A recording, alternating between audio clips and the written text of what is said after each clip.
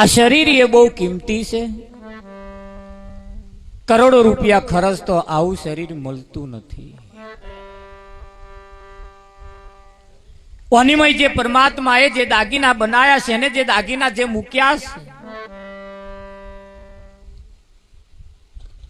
એ દાગીના ક્યાંય બજારમાં વેચાતા મળતા નથી.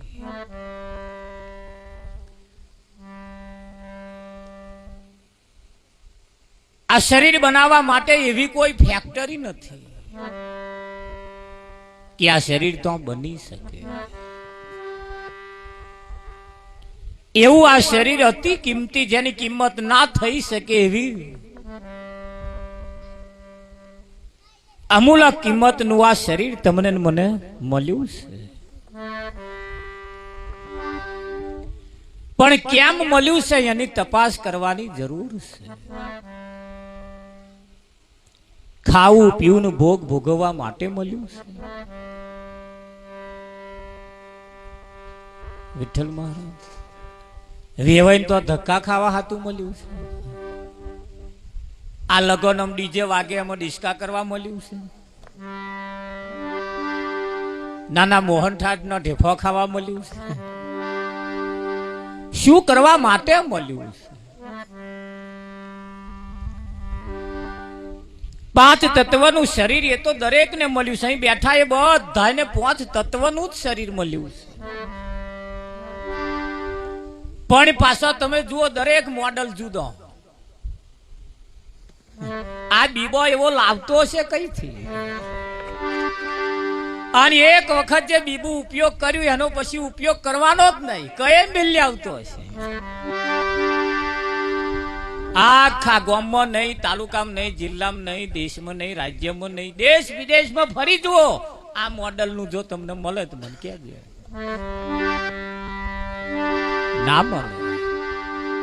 વિઠ્ઠલ મહારાજ એને કેવી એવી કંપની હશે એની આ દાગીનો બનતો હશે, પછી એની જ કંપનીમાં પાછો બીજો ના બને આવો.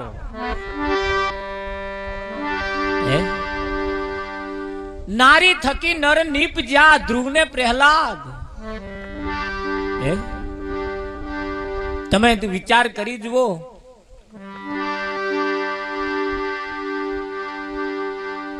નારી એ રતનની ખોણ છે અને રતનની ખાણમાંથી જ આ ઉત્પન્ન થયું છે. આ કોઈ આલીમુવાલી વસ્તુ નથી મહારાજ. એક હોનાનો દાગીનો હોય મહારાજ, પેટીમાં તારું મારીને 12 મહિના મૂકી રાખે અને હાચવે, અઠવાડિયું થાય ને ખોલીને જોઈ લે. પણ આ દાગીનો હાચવવાનો થાય તાર આગા પાછા થાય.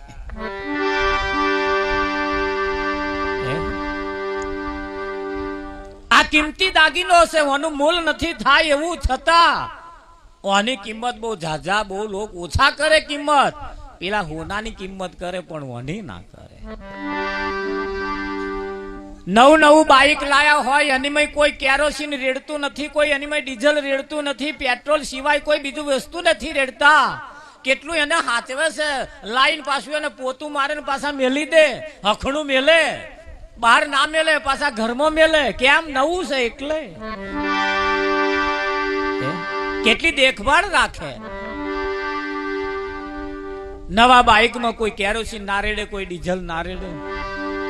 કેમ? મેં પૂછ્યું એક ભાઈ ને કે કેરોસીન રેડ ને સારું પડે, મજા આવે ચલાવવાની. કે ના ભગત બગડી જાય કે એન્જિન ખવાઈ જાય કે. અલા એ નવા બાઇક ની અંદર કેરોસીન કે ડીઝલ એડવાથી એન્જિન ખવાઈ જાય તો કદાચ 12 મહિના પછી નવું લવાય. પણ આ હનીમય ના રેડવાનું રેડિયન ખવાઈ જાય મહારાજ ત્યારે નવું લવાય.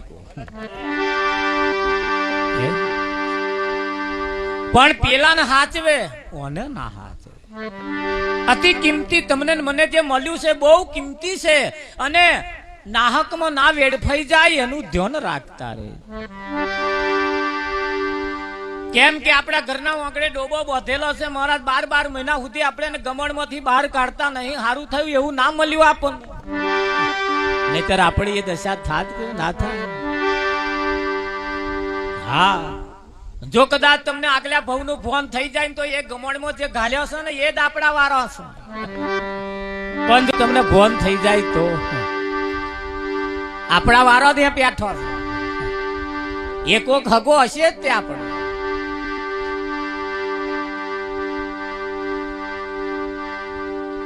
કેમ કે અહીંયા દરેક ને એનું ઋણ ચૂકવવું પડતું હોય છે, એનું ઋણ ચૂકવવું પડતું હોય છે. અને એટલે કેવું પડ્યું મીરાબાઈ ને કે કર્મનો સંગાતી રોણા મારું કોઈ નથી. અહીં તમે જે કર્મ કરો એ કર્મને ભોગવવા વાળો બીજો કોઈ નથી તમારા સિવાય. તમે જે કરો અહીંયા જ ભોગવવાનું છે, બીજા જન્મમાં ભોગવવાનું એવું નથી, અહીંયા જ ભોગવીને જવાનું. કદાચ ભોગવતો ભોગવતો રહી જાય, શાસ્ત્રો એવું કે છે બીજા અવતારમાં એને ભોગવવા આવવું પડતું હોય.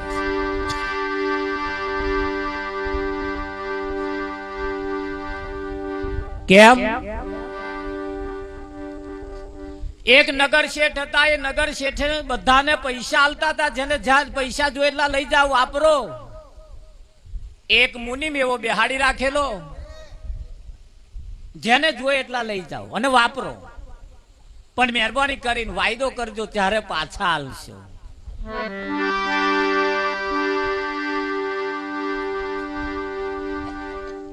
જે આવે પૈસા લઈ જાય કે મહિનાનો વાયદે આલો, એટલે મુનિમ લખી દે ભાઈ મહિનાનો વાયદો. કોઈ 2 મહિના, કોઈ 6 મહિના, કોઈ 12 મહિના, આવું બધા વાયદા ઉપર લઈ જાય. એ પેઢી ઉપર એક બોર્ડ મારેલું, આજે મૂડી લઈ જાવ, કદાચ આ અવતારમાં આલવાનો મેર ના આવે તો બીજા અવતારમાં પણ આલી દેજો, પણ લઈ જાઓ.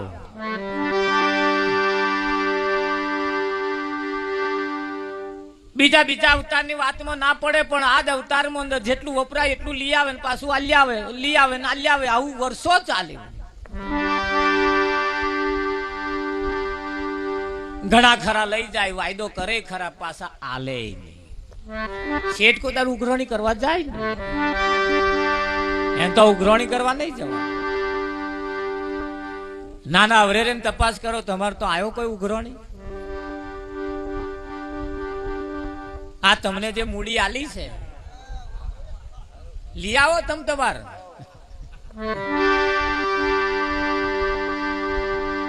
બસ વાયદો કરવાનો, તમારા આલ દેશ આટલા છે, ના લો કહ્યું બીજા ભાવમાં આલજો. હેડો બધા વાયદા કરી કરી, કોઈ 80 વર્ષનો, કોઈ 100 વર્ષનો, કોઈ 25 વર્ષનો, કોઈ 50 વર્ષનો વાયદા કર્યા બધાને. એમને ટાઈમ થયો એટલે આલ્યા ને કઈ કે તો ના આલ્યા. એક ચોરે વિચાર કર્યો, સારું બોર્ડ માર્યું છે, આ ભાવમાં મેન ના આવે આવતા ભાવમાં આલજો. ચોર આવ્યો, મુનિમ ને કે છે ₹1,00,000 મને આલો. કે પાછા ક્યારે આલશો? કે આ જન્મમાં આલવાનો મેર નહીં આવે, તા બીજા જન્મમાં આલીશ. કે કશો વાંધો નહીં, લખી દો બીજા જન્મમાં આલીશ. ધોન રાખજો, આ ચોરમાં તમારો નંબર ના આવી જાય. આ ચોરમાં તમારો નંબર ના આવી જાય એનું ધોન રાખજો. મુનિમે તિજોરીની તારું ખોલીને મયથી બંડલ ₹1,00,000 કાઢી લાવ્યો ને આ તિજોરીની મય જે રૂપિયા ભરેલા ને ચોર જોઈ ગયો. ચોરે વિચાર કર્યો કે મારું હારું આ એક તો ભાવમાં લઈ આયા આપણે, પણ જો રાતે ધાડ પાડીએ તો આખી તિજોરી મળી જાય એવી છે. ચોરે રાતે ધાડ પાડવા હતું, ભેંસોનો તબેલો હતો, તબેલામાં પ્યાહી ગયો, ભેંસો ભેગું હંતાઈ ગયો આગળ કે હોજ પડે એટલે આપણે તિજોરી તોડીએ. ધોન રાખજો ને જાગતા રહેજો, નજર આ બાજુ રાખજો. ભેંસોના તબેલામાં બેઠો એટલે એક ભેંસ બીજી ભેંસને બોલતી કહેતી હતી કે તમે કેટલા વખતથી અહીંયા આવ્યા છો?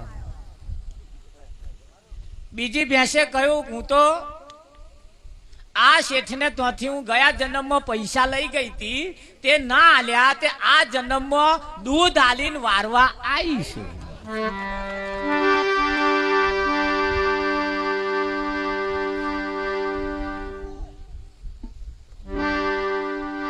મોણના અવતારમાં હું લઈ આવી હતી, પણ પાછા હાલવાના મેર આવ્યો ને એટલે આ બીજા અવતારમાં ભેંસના અવતારમાં હવે મને દૂધ આલી આલી આલી આલી વારાઈશ.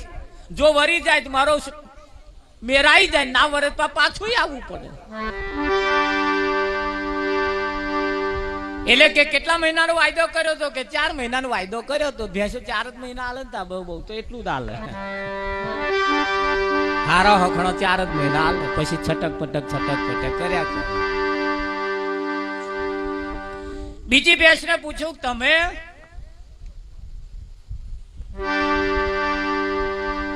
કે મેં 6 મહિનાનો વાયદો કર્યો હતો. લગભગ એક ભેંસ બીજી ભેંસ બધી ભેંસે વારા પડતી વાતો કરી અને ચોર હલવાયો કે મારું હારું આ શેઠને ત્યાંથી જે લઈ ગયા છે બધાય ભેંસો થઈને આયા છે આ શેઠનું પાછું વારવા. તો મારે એ દશા થાય એના કરતા બશાક આપણે ધાડ પાડવી નહીં અને આ લાખ લીધા એ હાલ દો. આ ધંધા ના પોહાય. મુનિમને કહે છે, લો આ લાખ રૂપિયા મારા પાસા. કે કેમ? કે બશાક મારે આ ધંધા નહીં કરવા. લો કે છે મારું ત્યાંકી નાખજો કે છે. એટલે ધોન રાખજો, તમારું મારું આવું ના થાય.